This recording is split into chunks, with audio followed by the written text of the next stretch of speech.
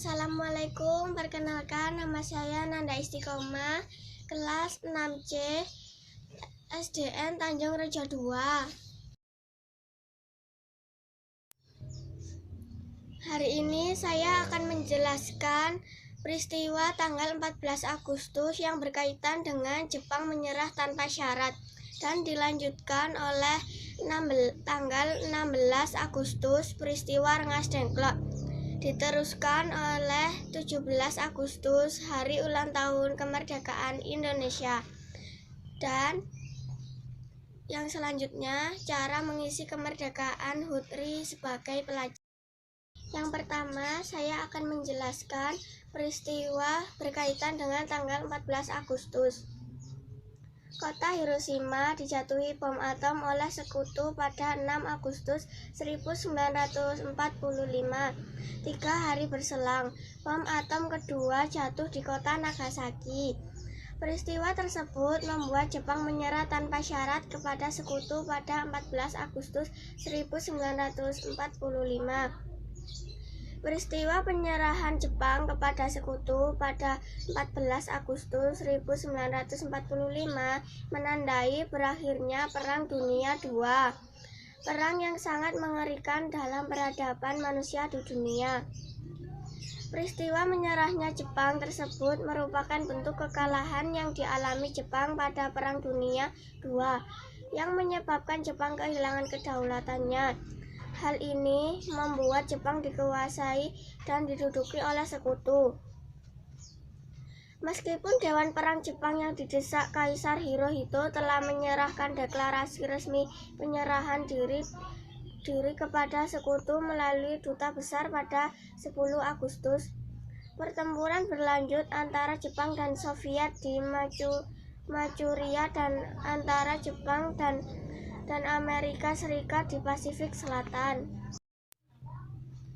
Faktanya, 2 hari setelah Churchill setuju untuk menyerah, sebuah kapal selam Jepang menyerang Oak Hill, kapal pendaratan Amerika, dan Thomas F. Nicholl, kapal perusak Amerika. Pada sore hari tanggal 14 Agustus, radio Jepang mengumumkan bahwa proklamasi kekaisaran akan segera dibuat. Selain itu, pihaknya juga menerima persyaratan penyerahan tanpa syarat yang dibuat di konferensi Potsdam. Proklamasi itu telah dicatat oleh Kaisar. Namun, berita itu tidak berjalan dengan baik karena lebih dari 1.000 tentara Jepang menyerbu istana kekaisaran dalam upaya untuk menemukan proklamasi dan mencegahnya diteruskan ke sekutu. Peristiwa Jepang yang menyerah pada sekutu menyebabkan terjadinya kekosongan kekuasaan di Indonesia. Keadaan ini merupakan peluang bagi bangsa Indonesia untuk memproklamasikan kemerdekaannya pada hari Jumat tanggal 17 Agustus 1945. Indonesia memproklamasikan kemerdekaannya di depan rumah Soekarno di Jalan Pegangsaan Timur nomor 56 Jakarta. Teks proklamasi dibacakan oleh Soekarno di depan rakyat Indonesia. Sementara bendera merah putih dikibarkan oleh Latif Hendraningrat dan Suhut Marakusuma sebagai tanda lahirnya negara Republik Indonesia. Peristiwa ini menandai perubahan drastis kedudukan Indonesia dari negara terjajah menjadi negeri merdeka, sekaligus mengawali tanggung jawab yang berat, yakni mempertahankan dan mengisi kemerdekaan.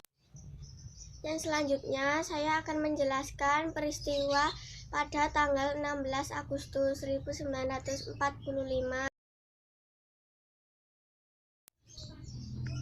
Peristiwa Rengas Dengklok adalah peristiwa penculikan yang dilakukan oleh sejumlah pemuda antara lain Soekarni, Wikana, Aidit, dan Khairul Saleh dari perkumpulan Menteng 31 terhadap Soekarno dan Hatta.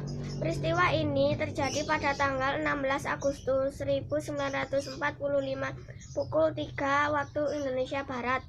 Soekarno dan Hatta dibawa ke Rengas Dengklok, Karawang untuk kemudian didesak agar mempercepat proklamasi kemerdekaan Republik Indonesia sampai dengan terjadinya kesepakatan antara golongan tua yang diwakili Soekarno dan Hatta serta Master Ahmad Soebardjo dengan golongan muda tentang kapan proklamasi akan dilaksanakan, terutama setelah Jepang mengalami kekalahan dalam Perang Pasifik.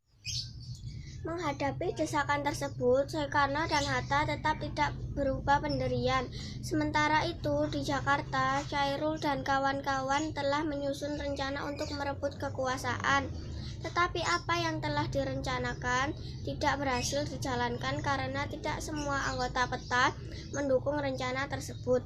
Proklamasi kemerdekaan Republik Indonesia rencananya akan dibacakan Bung Karno dan Bung Hatta pada hari Jumat 17 Agustus 1945 di lapangan Ikada yang sekarang telah menjadi lapangan Monas, atau di rumah Bung Karno di Jalan Pegangsaan Timur nomor 56.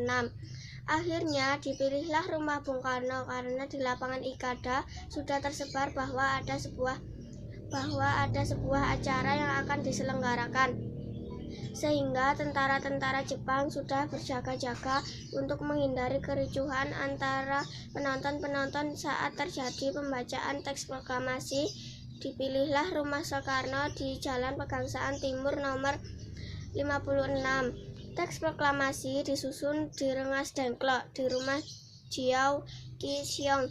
Bendera merah putih sudah dikibarkan para pejuang di Rengas Dengklok pada Kamis tanggal 16 Agustus sebagai persiapan untuk proklamasi kemerdekaan. Karena tidak mendapat berita dari Jakarta, maka Yusuf Kunto dikirim untuk berunding dengan pemuda-pemuda yang ada di Jakarta. Namun sesampainya di Jakarta, Kunto hanya menemui Wikana dan Master Ahmad Soebardjo. Kemudian Kunto dan Ahmad Soebardjo ke Rengas Dengklok untuk menjemput Soekarno, Hatta, Fatmawati, dan Guntur. Ahmad Soebardjo mengundang Bung Karno dan Hatta berangkat ke Jakarta untuk membacakan proklamasi di Jalan Pegangsaan Timur nomor 56 pada tanggal 16 Agustus. Tengah malam rombongan tersebut sampai di Jakarta. Keesokan harinya, tepatnya tanggal 17 Agustus 1945, pernyataan proklamasi dikumandangkan dengan teks proklamasi kemerdekaan Indonesia yang diketik oleh Sayuti Melik menggunakan mesin ketik yang dipinjam. Tepatnya sebetulnya diambil dari kantor Kepala Perwakilan Angkatan Laut Jerman Mayor atau disebut Deutsche Hermann Kandeler. Dilanjutkan oleh peristiwa 17 Agustus, yaitu kemerdekaan Indonesia. Proklamasi kemerdekaan Indonesia dilaksanakan pada hari Jumat 17 Agustus 1945 tahun Masehi atau tanggal 17 Agustus 2605 menurut tahun Jepang, yang dibacakan oleh Soekarno dengan didampingi oleh Dors Muhammad Hatta bertempat di sebuah rumah hibah dari Faraj bin Said bin Awad Martak di Jalan Pegangsaan Timur nomor 56 Jakarta Pusat. Soekarno membacakan naskah proklamasi kemerdekaan Republik Indonesia yang sudah diketik oleh Sayuti Melik dan telah ditandatangani oleh Soekarno dan Hatta. Rumah proklamasi lengkap dengan tugu proklamasi sekitar tahun 1950 sampai 1960 di Jalan Pegangsaan Timur. Kedua bangunan tersebut kini telah. Kata-kata dan deklarasi proklamasi tersebut harus menyeimbangkan kepentingan internal Indonesia dan Jepang yang saling bertentangan pada saat itu.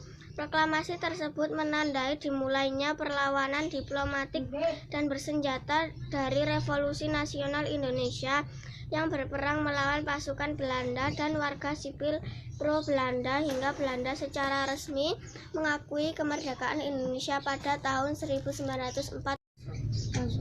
Naskah proklamasi ditandatangani oleh Soekarno yang menuliskan namanya sebagai Soekarno menggunakan ortografi Belanda dan Muhammad Hatta yang kemudian ditunjuk sebagai presiden dan wakil presiden berturut-turut sehari setelah proklamasi dibacakan. Hari kemerdekaan dijadikan sebagai hari libur nasional melalui keputusan pemerintah yang dikeluarkan pada 18 Juni 1946. Terima kasih. Wassalamualaikum warahmatullahi wabarakatuh.